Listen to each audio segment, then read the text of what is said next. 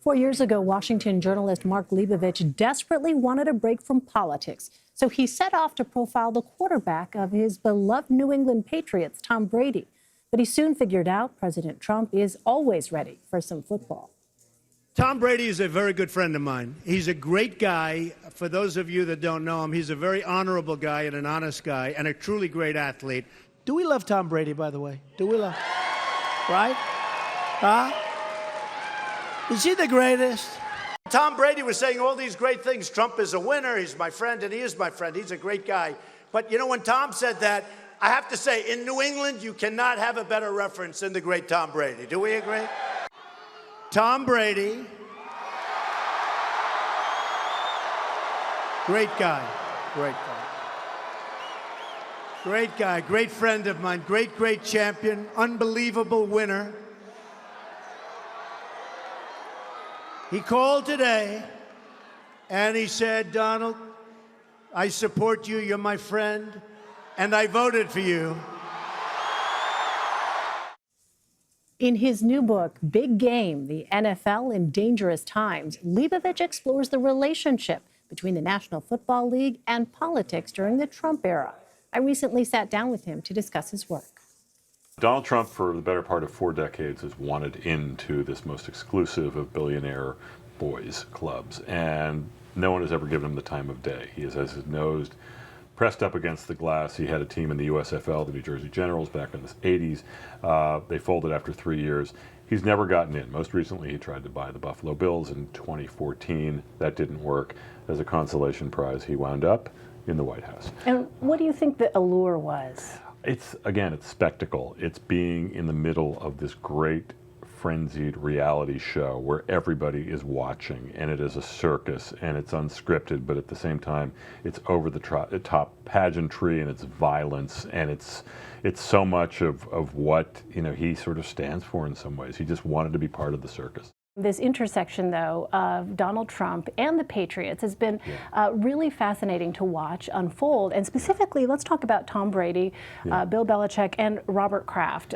It's been sort of a complex relationship through the years. And I want to play for our viewers a bit of what they've said about Donald Trump over the years.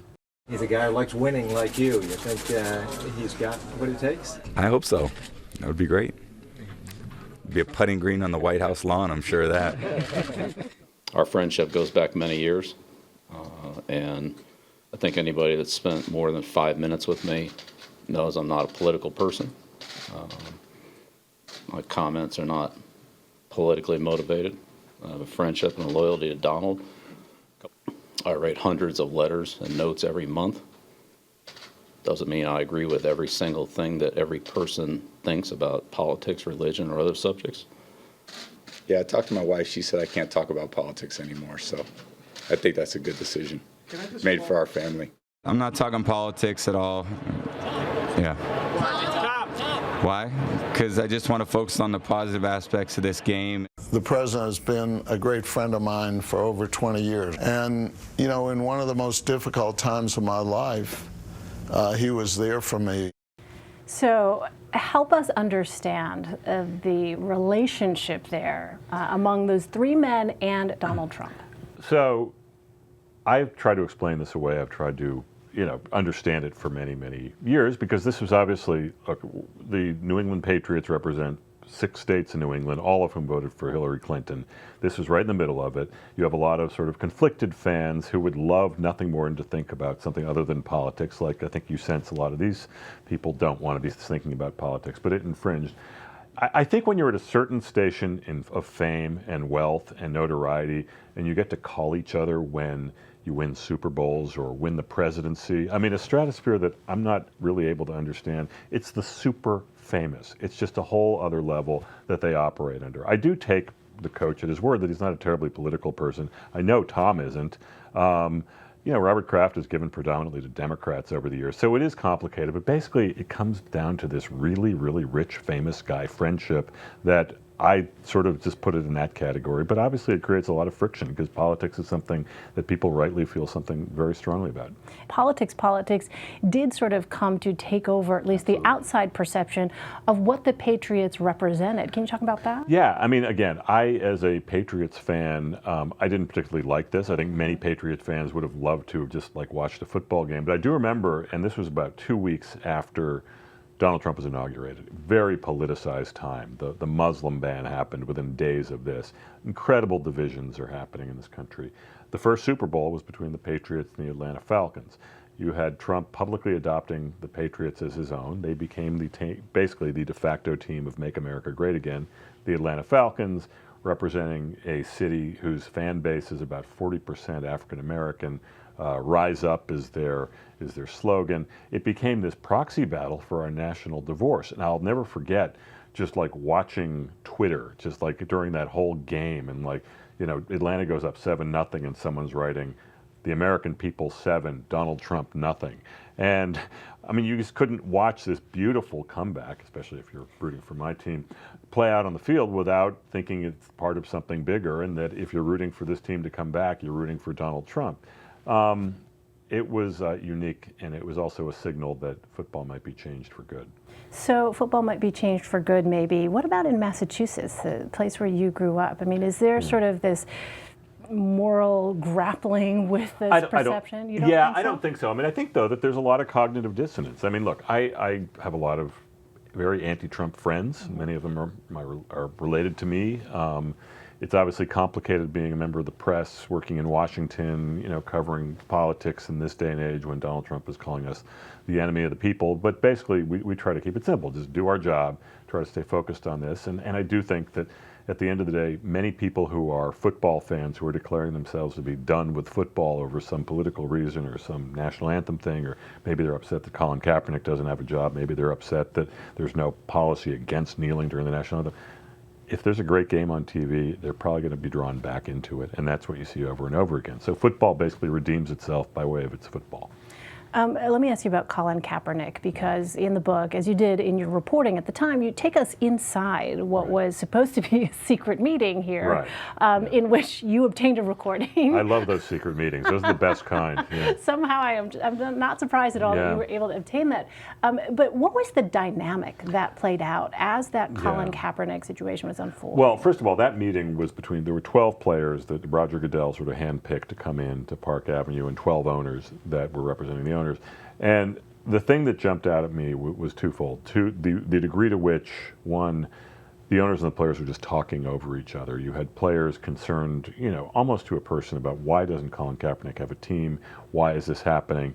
And the owners basically saying, you know, don't worry about that. Maybe you could stop kneeling, and we don't want Donald to tweet again. We want to just stop this. This is a bad issue. We're losing money. We're losing ratings. We just need to stop this. And they were basically a lot of fairly short-sighted sounding, you know, owners of NFL teams, incredibly wealthy, who were just worried about the next tweet. And it was a bizarre thing to listen to, and they didn't seem to accomplish very much. But you do get a sense of sort of the short-term and often very narrow thinking that governs crises like this, and that the league has to draw on during times like that.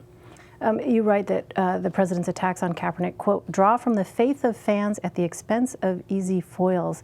How are Kaepernick and the NFL easy foils for the president? Well, in Colin Kaepernick's case in particular, I mean, if you are Donald Trump and you want to play to a conservative, make America great again base, Colin Kaepernick, protesting player, disrespecting the flag in the telling of the president, big afro, San Francisco, vegan, you are a perfect foil. You're a culture war foil to the America that is no longer great.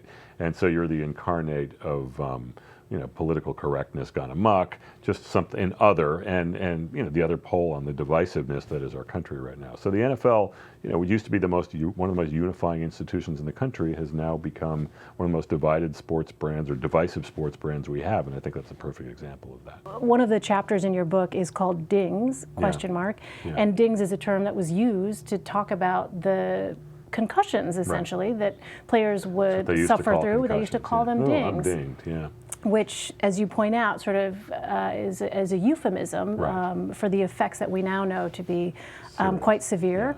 And you write this, though, about your own sort of feeling as a fan, as the Patriots fan. You were watching, it was the Super Bowl, and a player was slow getting up. And this is what you say about this term, dinged. Dinged is safe because it implies something confined in a moment. It's something that will wear off, something to power through, as Edelman did. And good for Jules, I say, but then I'm not related to him except by flat screen. It's true, yeah. I mean, that was a great moment of this dissonance I'm talking about. Julian Edelman, player for the Patriots, probably the best receiver on the field, wide receiver on the field. Patriots were down by 10. I wanted them to come back. They're driving down the field. Edelman catches 2 long passes in a row. He's clearly staggered. He got absolutely shellacked by, I think it was Earl Thomas of the Seahawks. And look, I saw him stagger a little bit, but I was hoping, and I'm sure everyone along the sideline was hoping, that no one saw it. And as it turns out, there actually was a doctor up in the booth who did see it, who was trying frantically to radio the Patriots sideline. I don't know if they ignored it or they didn't get the message, but Julian Edelman kept coming back, and he caught another pass, and they wound up scoring, and they came back and won. So did I know, or did I suspect, or did I fear that maybe he could have been like knocked into the concussion protocol, maybe for the benefit of his health? Maybe, but I was kind of hoping they wouldn't notice, and maybe he secretly wasn't either, and they won. So am I part of the problem? Are the Patriots fans who are maybe hoping the same thing part of the problem, or teams, or are fans of other teams in a similar situation? Maybe, but I think that's something we're all grappling with. All right, Mark Leibovich, it's great to have you here. Thank you so much. Great to be back, Elaine.